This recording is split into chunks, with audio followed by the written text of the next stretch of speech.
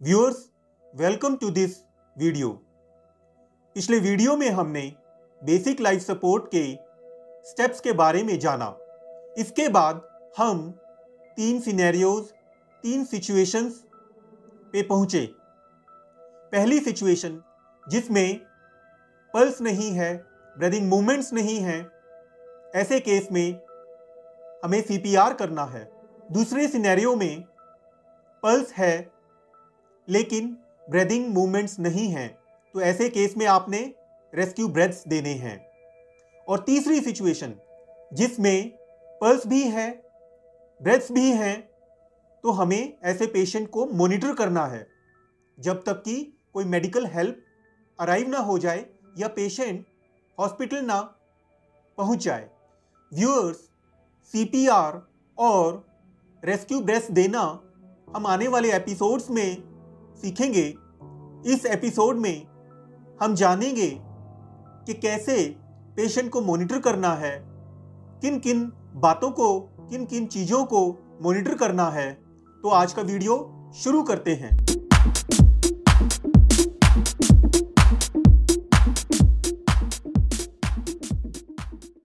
Viewers, जब भी हम किसी क्रिटिकली इंजर्ड या बेहोश पेशेंट को देखते हैं तो सबसे पहला हमारा रिएक्शन क्या होता है? तो सबसे पहले लोग पानी पिलाने की सोचते हैं, पानी पिलाते हैं। क्या यह ठीक है? आप बोलोगे बिल्कुल ठीक है। मैं कहूंगा यह बिल्कुल गलत है। कोई हेड इंजरी का पेशेंट जिसने हेलमेट पहना हुआ है, उसके हेलमेट को लोग देखते ही उतारने की कोशिश करते हैं। क्या यह ठीक है? आप बोलोगे बिल्कुल ठीक है। मैं कहूंगा यह बिल्कुल ठीक नहीं है। कोई स्पाइन का पेशेंट, उसको आप बैठाकर हॉस्पिटल ले जा रहे हैं, यह भी बिल्कुल गलत है। कोई सीजर का पेशेंट, उसको सीजर के दौरान लोग उसके हाथ पैर को पकड़ लेते हैं और रिस्ट्रेन करने की कोशिश करते हैं। क्या यह ठीक है? आप बोलोगे बिल्कुल ठीक है। मैं बोलूंगा बिल्कुल गलत है। किसी पेशेंट के पेट में, शरीर के किसी अंग में कोई नुकीली चीज जैसे कि चाकू या कोई और नुकीली चीज पड़ी हुई है तो लोग उसे सबसे पहले निकालते हैं। क्या यह ठीक है? मैं बोलूंगा यह भी बिल्कुल गलत है। चेस्ट पेन के पेशेंट को लोग चलाकर हॉस्पिटल ले जा रहे हैं या थोड़ा बहुत गाड़ी में चढ़ाने के लिए चला रहे हैं। क्या यह ठीक है? यह भी गलत है। यह सब पेशेंट के लिए नुकसानदायक हैं। दोस्तों, इसीलिए इस वीडियो को पूरा देखना, जिससे कि आप किसी की हेल्प करने के बजाय उसका नुकसान ना कर बैठो। इस वीडियो का कोई भी पार्ट मिस मत करना और आखिरी तक देखना। सबसे पहले हम बात करते हैं पानी पिलाने के बारे में या मुंह से कुछ देने के बारे में। यदि कोई आदमी होश में है तो आप उसको पानी पिला सकते हैं, लेकिन बिठा के पिलाना है, जिससे कि उसकी सांस की नाली में यह ना चला जाए और वह चोक होके मर ना जाए। यदि पेशेंट बेहोश है तो आपको उसको मुंह से कुछ भी नहीं देना है। अब बात आती है किस पोजीशन में हमने पेशेंट को मॉनिटर करने के लिए रखना है।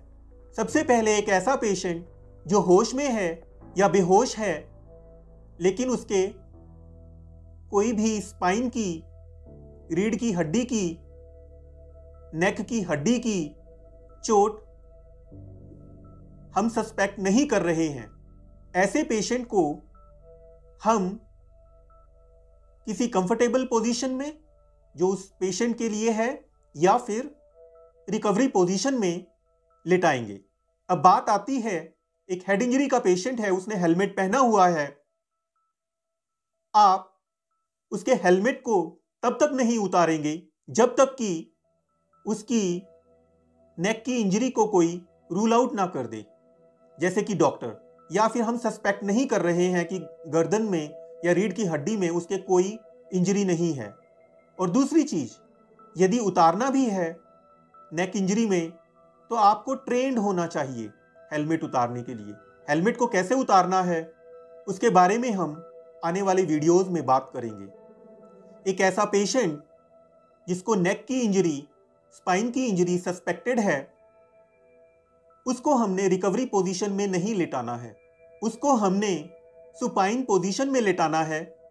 सुपाइन पोजीशन मतलब मुंह आसमान की तरफ, उसकी बाजुएं उसके शरीर के बगल में हो और उसका सिर, उसकी गर्दन, उसका धड़ एक लाइन में होना चाहिए।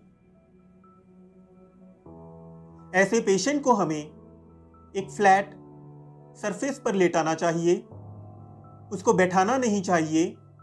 उस पेशेंट को मूव करते समय आपको उसकी नेक को स्टेबलाइज करना है। नेक का इनलाइन स्टेबलाइजेशन आप अपने दोनों हाथों से कर सकते हैं। आपको घुटनों के बल उसके सिर पर बैठ जाना है। उसके बाद अपनी एल्बोज पर उसके सिर को रख कर हाथों से पकड़ लेना है, जिससे कि वो राइट या लेफ्ट की तरफ ना मुड़े, झुके और स्ट्रेट रहे नेक, हेड एंड बॉडी। ऐसे पेशेंट को हमें कम से कम मूव करना है। ऐसे पेशेंट के सिर के दोनों तरफ आपको कोई टॉवल, कोई बेडशीट या कोई कपड़ा रोल करके रख देना है, जिससे कि उसका सिर स्टेबल रहे। यदि वह पेशेंट आपकी बात को समझ रहा है तो उसको कहना है कि आप अपनी गर्दन को हिलाएं डुलाएं ना। यदि किसी पेशेंट को सीजर्स आ रहे हैं, दौरे पड़ रहे हैं, तो आपने उसके चारों तरफ कोई भी ऐसी हार्मफुल चीज जैसे कि शार्प ऑब्जेक्ट्स पड़े हैं तो उनको हटा देना है। उनको हटाने के बाद, सीन को सेफ करने के बाद में आपने उस पेशेंट को ऑब्जर्व करना है। जब उसको एक्टिव सीजर्स आ रहे हैं, उसके हाथों को, पैरों को रिस्ट्रेन करने की कोशिश नहीं करनी है। उनको पकड़कर उसकी जर्की मूवमेंट्स को रोकने की कोशिश नहीं करनी है। आप उसके सिर को सपोर्ट कीजिए हाथों से, या फिर कोई सॉफ्ट पिल्लो जैसी चीज, कपड़ा उसके सिर के नीचे रख दीजिए जब एक्टिव सीजर्स आ रहे हैं। उसके मुंह में आपको कुछ नहीं डालना है। जब सीजर्स खत्म हो जाएंगे, जो कि यूजुअली 2 मिनट में खत्म हो जाते हैं, तो आपको उस पेशेंट को रिकवरी पोजीशन में लेटाना है। रिकवरी पोजीशन में कैसे लेटाना है, रिकवरी पोजीशन क्या है, हम इसे आने वाले वीडियोस में देखेंगे। रिकवरी पोजीशन में लेटाने के बाद में आपने उसके मुंह में यदि झाग है, उल्टी है, तो उसे साफ कर देना है। उसकी गर्दन को थोड़ा सा पीछे की तरफ मोड़ देना है, जिससे कि वह एस्पिरेट ना करे कोई वॉमिटस या सीक्रेशंस जो उसके मुंह में हैं। लेकिन एक बात का ध्यान रखना है कि उसके कोई नेक की इंजरी ना हो, तभी आपने सिर को पीछे को मोड़ना है। अब बात आती है, यदि पेशेंट को उसकी लिम्ब्स के, मतलब हाथ या पैरों के फ्रैक्चर हैं, तो क्या करना है। तो ऐसे में आपको फ्रैक्चर वाली साइड को इमोबिलाइज करना है, उस लिम्ब को स्प्लिंटिंग करनी है। तो कैसे करेंगे? आपको कोई गत्ते का फ्लैट टुकड़ा ले सकते हैं, लकड़ी का टुकड़ा ले सकते हैं, फट्टे जैसा चीज, उसको आप लिम्ब के साथ लगा के पट्टी से बांध दीजिए, या फिर आप स्टिक्स ले सकते हैं। उनको पैर के 2-3 स्टिक्स, 4 स्टिक्स को पैर के साथ लेंथ वाइज रख कर रस्सी से, कपड़े से, पट्टी से बांध दीजिए, जिससे कि उस लिम्ब को सपोर्ट मिले, स्प्लिंटिंग हो, उसकी इमोबिलाइजेशन हो। आपने जिस जगह पर फ्रैक्चर है, उस जगह से ऊपर का जॉइंट, उससे नीचे का जॉइंट, उसको भी इमोबिलाइज करना है। जब आपने इसको इमोबिलाइज कर दिया है, उसके बाद में जब आप इस पेशेंट की लिम्ब को इमोबिलाइज कर रहे हैं, तो उसको सीधा करने के दौरान जबरदस्ती उसको सीधा नहीं करना है। यदि वह आराम से सीधा नहीं हो रहा है तो आपने उसको वैसे ही स्प्लिंटिंग करनी है, इमोबिलाइज करना है। इमोबिलाइज स्प्लिंटिंग करने के फायदे हैं कि उस पेशेंट को दर्द कम होगा, ब्लीडिंग कम होगी। और हाँ, यदि पेशेंट को हेमरेज हो रही है यानी कि खून बह रहा है तो आप उस वुंड पर प्रेशर बैंडेज कर दीजिए। प्रेशर बैंडेज मतलब आप पट्टी या कोई कपड़ा उस घाव के ऊपर रखिए जहां से खून बह रहा है और उसे प्रेशर से बांध दीजिए। यदि ऐसा करने पर भी रक्त का बहना रुकता नहीं है तो आपको एक टॉर्निकेट यूज करना है। और एक बात जान लीजिए, यह टेम्परेरी मेजर है, क्योंकि यदि हम टॉर्निकेट नहीं बांधेंगे तो खून के बहने से ही वह पेशेंट मर जाएगा। यह टॉर्निकेट बांधना है आपको जहां से खून बह रहा है उससे जस्ट ऊपर, और जल्दी से जल्दी हॉस्पिटल ले जाना है। अब बात करते हैं यदि किसी का कोई अंग कट के अलग हो गया है, जैसे कि उंगली अलग हो गई है, हाथ अलग हो गया है, ऐसे में आपको उस अंग को पानी के साथ धोकर एक कपड़े में लपेट लेना है और एक पॉलिथीन में डालकर या किसी बैग में डालकर उसमें बर्फ के टुकड़े रखने हैं जिससे वह ठंडा रहे, और ऐसे हॉस्पिटल में ले जाना है जहां पर CTVS surgeon, plastic surgeon available हैं जो कि इस अंग को माइक्रो सर्जरी के द्वारा जोड़ने की कोशिश करेंगे। यूजुअली यदि ऐसी कोशिश 4 से 6 घंटे में की जाए तो हाथ सक्सेसफुली जोड़ा जा सकता है। यदि पेशेंट को चेस्ट वुंड है, मतलब चेस्ट में चोट है जो कि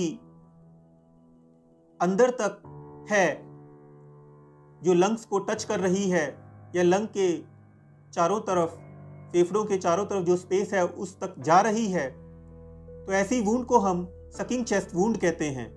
होता क्या है कि यदि यह रास्ता जो लंग्स के चारों तरफ के स्पेस के साथ में जुड़ गया है, यह सांस की नाली के 2/3 साइज के बराबर है या उससे ज्यादा है, तो जब वह इंसान सांस लेगा तो प्रेफरेबली जो हवा है वह इस वुंड से जाएगी, ना कि उसके सांस की नाली से।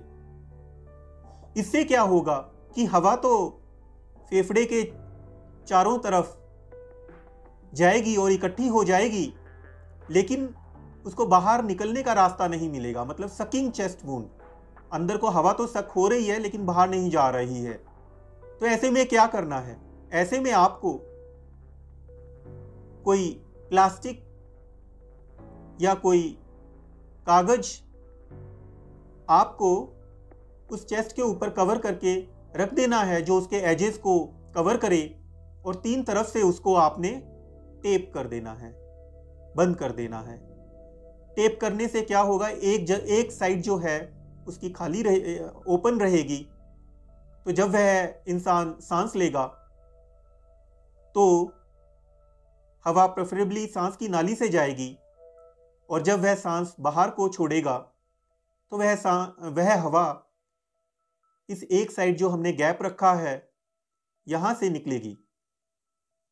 यदि आप यह मेजर नहीं करेंगे तो सकिंग चेस्ट वुंड में हवा तो जाएगी और एक ऐसा समय आए और निकल नहीं पाएगी, और एक ऐसा समय आएगा कि जब हवा का प्रेशर छाती में लंग के चारों तरफ इतना ज्यादा हो जाएगा कि वह अंदर सांस नहीं ले पाएगा और उसका सांस रुक जाएगा, उसका ब्लड प्रेशर भी एकदम खत्म हो जाएगा। इस सिचुएशन को हम टेंशन न्यूमोथोरैक्स कहते हैं। इससे पेशेंट की इमीडिएटली जान जा सकती है। अब बात करते हैं इंपेल्ड ऑब्जेक्ट यदि बॉडी में है। इंपेल्ड ऑब्जेक्ट मतलब यदि जैसे कोई शार्प ऑब्जेक्ट जैसे कि चाकू बॉडी में धंसा पड़ा है, तो लोग क्या करते हैं, उसको इमीडिएटली निकाल देते हैं। नहीं, ऐसा नहीं करना है, क्योंकि निकालते वक्त वह और ज़्यादा टिश्यू को डैमेज करेगा। इसको सर्जन ऑपरेशन थिएटर में निकालेगा। आपको इसको ऐसे ही रहने देना है। और हाँ, मॉनिटरिंग के दौरान कभी भी यदि पल्स नहीं होती है तो आपको सीपीआर स्टार्ट करना है। आपको मॉनिटरिंग के दौरान पल्स को हर 2 मिनट में चेक करना है। और कभी भी यदि मॉनिटरिंग के दौरान सांस नहीं है लेकिन पल्स है तो आपने रेस्क्यू ब्रेथ्स देने हैं। व्यूअर्स, कैसा लगा आपको ये वीडियो? यदि फायदेमंद लगा तो इसे लाइक कीजिए, शेयर कीजिए और कमेंट बॉक्स में अपने क्वेश्चंस को लिखिए जिससे कि मैं उनका आपको उत्तर दे सकूं।